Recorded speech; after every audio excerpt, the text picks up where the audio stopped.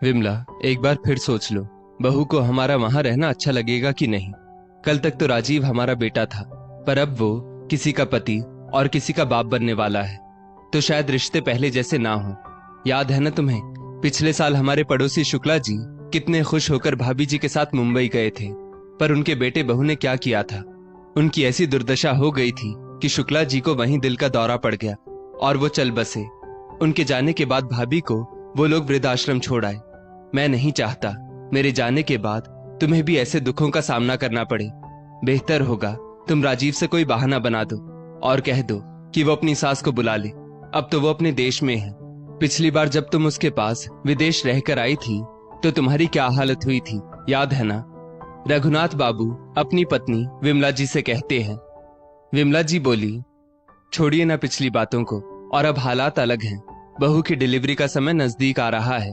हमारे बेटे ने हमें काबिल समझा, तभी तो अपने सास ससुर को छोड़कर वो हमें बुला रहा है। और फिर किस घर में छोटी मोटी बातें नहीं होती है। हाँ, शुक्ला जी के साथ जो हुआ वो अच्छा नहीं हुआ, पर हमारा बेटा वैसा नहीं। इस बार तो आप भी साथ हैं। मैं तो यहाँ से ढेर सारी खुशियां बटोर कर अपने साथ ले जाऊंगी। रघुनाथ बाबू बोले, विमला, तुम समझती क्यों नहीं हो। कोरोना फिर अपना रूप बदल कर आ रहा है। पिछली बार मुश्किल से मैं बचा था, इस बार अगर फिर से मुझे हुआ तो तुम मुझसे हाथ धो बैठोगी। कह देता हूँ, फिर इतनी सारी खुशियां बटोर कर तो ले जा रही हो, कहीं खाली हाथ ना लौटना पड़े। विमला जी बोली, शुभ शुभ बोलिए। अरे नया मेहमान आने वाला है, उसकी बातें कीजिए, मैंने तो तैयारी करके रखी है। इतना कहकर विमला जी बेंगलुरु जाने की तैयारी में जुट गई और 2 दिन बाद वो दोनों वहां के लिए निकल गए। रघुनाथ बाबू पिछली बार की बातों को याद करने लगे, जब घर बसाने के लिए उनके बेटे राजीव ने माँ को बुलावा भेजा था। कितनी बड़ी बड़ी बातें कही थी कि माँ यहाँ आएंगी तो बहुत खुश रहेंगी, उनकी इतनी सेवा करेंगे कि रंग रूप बदल जाएगा। पर हुआ क्या था। रघुनाथ बाबू ने तब विमला जी से कहा था, सुनो, वहां ठंड पड़ती है, अपने ठंड के कपड़े रख लो, वरना वहां खरीदने पड़ेंगे और मैं वहां नहीं रहूंगा, जो तुम्हें बार बार अपना ध्यान रखने के लिए कहूंगा। विमला जी बोली, अरे नहीं, यहाँ से मैं अपने बेटे बहू के लिए खाने पीने की चीजें ले जाऊंगी। कपड़ों का क्या है, 2 जोड़ी कपड़ों में तो महीना निकल जाएगा, और फिर आप तो वहां होंगे नहीं, तो मैं किसके लिए साज श्रृंगार करूंगी। रघुनाथ बाबू बोले, विमला, तुम्हारे बिना मैं यहाँ कैसे रहूंगा। खैर छोड़ो, कपड़े नहीं ले जाओगी तो वहां क्या पहनोगी, कहीं तबीयत ना खराब हो जाए।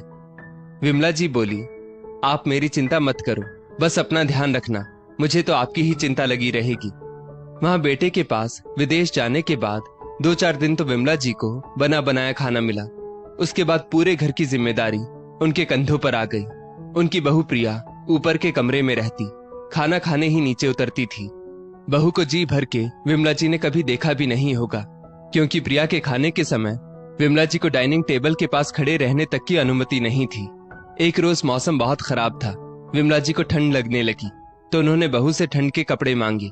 इस पर राजीव बोला, क्या माँ, जानती हो ना यहाँ हर चीज कितनी महंगी मिलती है, वहां से कपड़े क्यों नहीं लाई। तुम जितनी हमारी मदद नहीं करोगी उससे ज्यादा तो हमारा खर्चा करवा दोगी।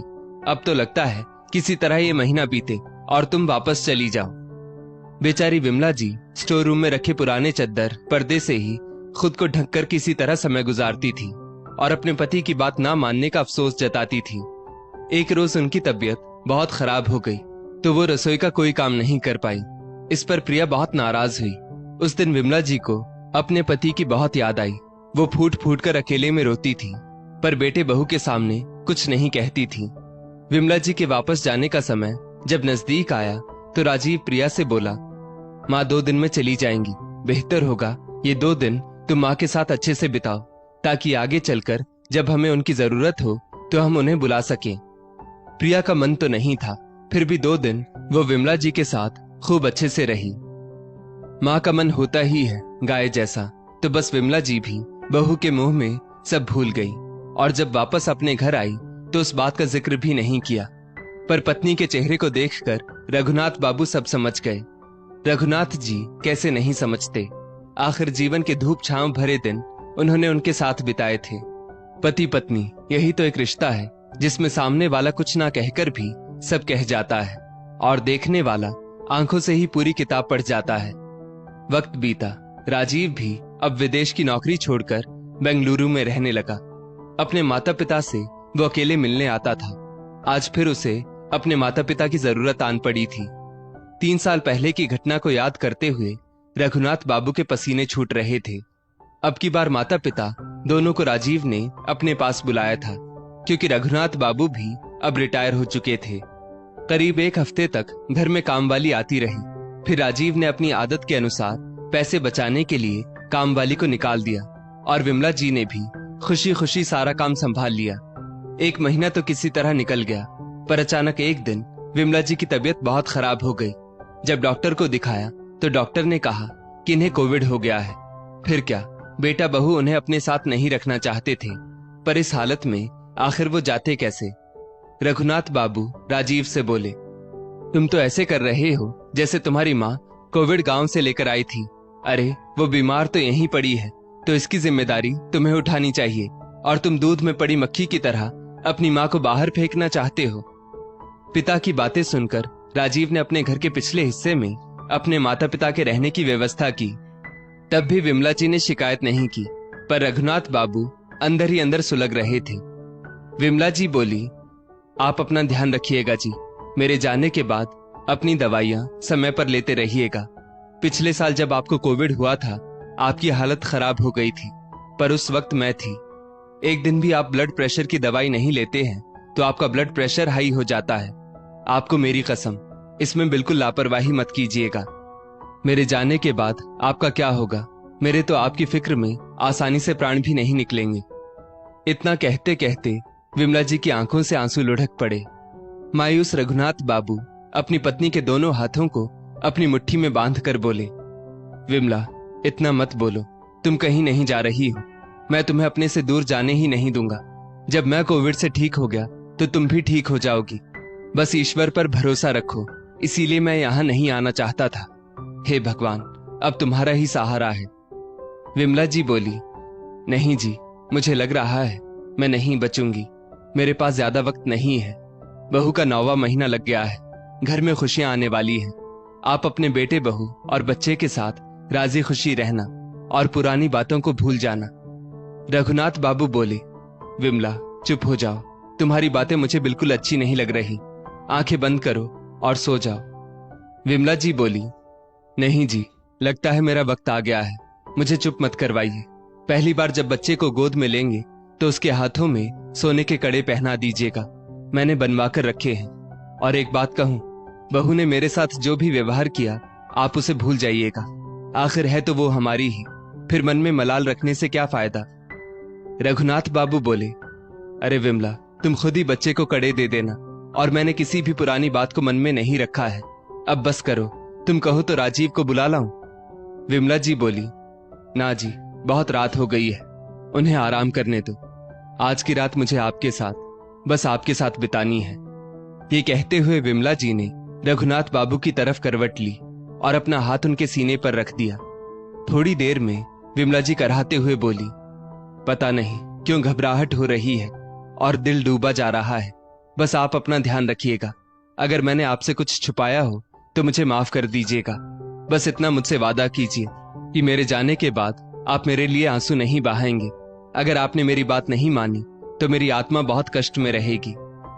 रघुनाथ बाबू बोले, तुम जो कहोगी मैं मानूंगा। बस ठीक हो जाओ, फिर अपने घर चलेंगे।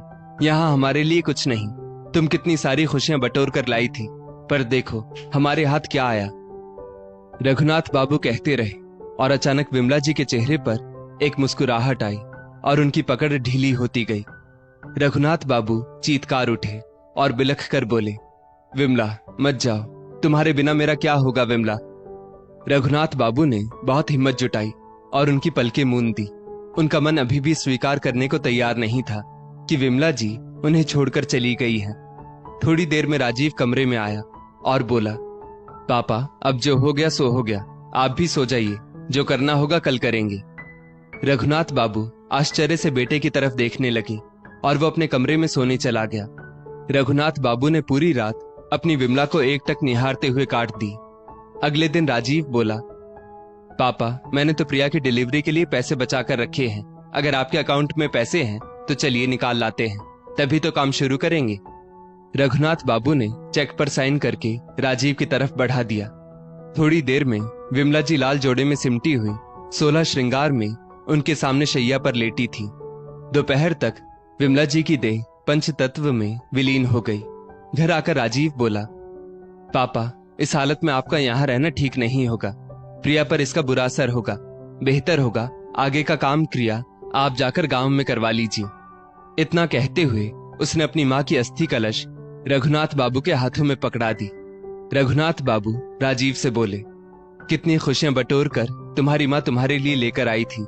ना जाने कितने सपने देखे थे उसने तुम्हारे बच्चे के लिए, पर देखो तुम्हें खुशियां देने के चक्कर में आज मेरे हाथ खाली हो गए। इतना कहते कहते रघुनाथ बाबू रोने लगे। राजीव बोला, पापा, आप समझते क्यों नहीं हैं? प्रिया माँ बनने वाली है, उसके सामने ये रोना धोना भी अच्छा नहीं। अगर माँ होती तो आपको समझाती, पर अब क्या किया जाए।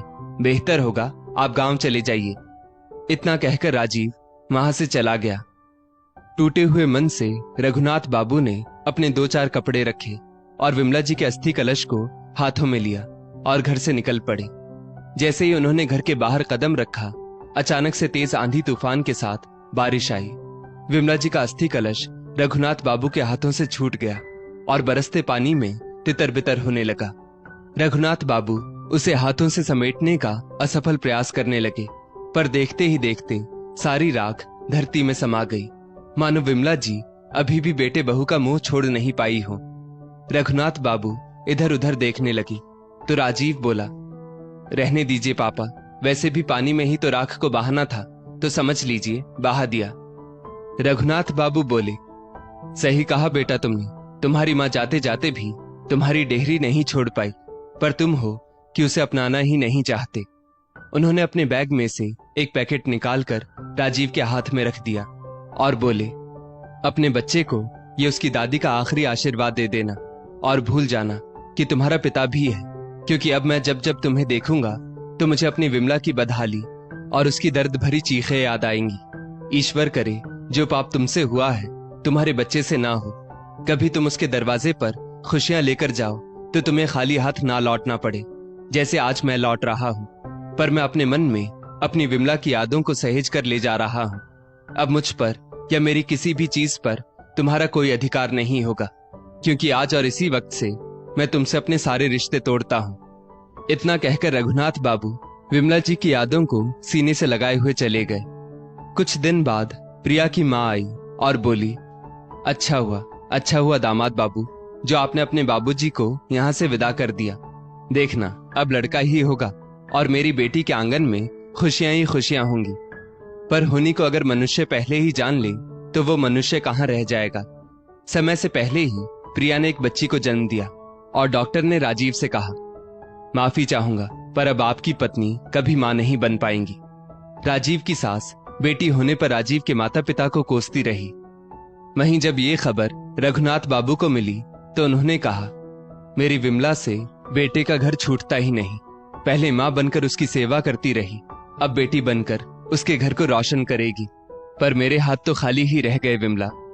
रघुनाथ बाबू ने अपनी पत्नी के कहे अनुसार दुख व्यक्त करना छोड़ दिया और उनके नाम से एक अनाथ आश्रम खोला और अपने बचे हुए जीवन को अब अनाथ बच्चों के नाम कर दिया, ताकि जो चूक उनसे अपने बेटे को पालने में हुई थी, जिसका भुगतान उन्होंने किया, वो कष्ट किसी और माता पिता को ना भोगना पड़े।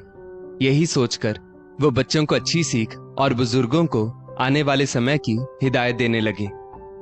दोस्तों, इस स्टोरी को लेकर आपकी क्या राय है, नीचे कमेंट करके जरूर बताइएगा और ऐसी ही और भी बेहतरीन वीडियोस के लिए हमारा पेज जरूर फॉलो करें।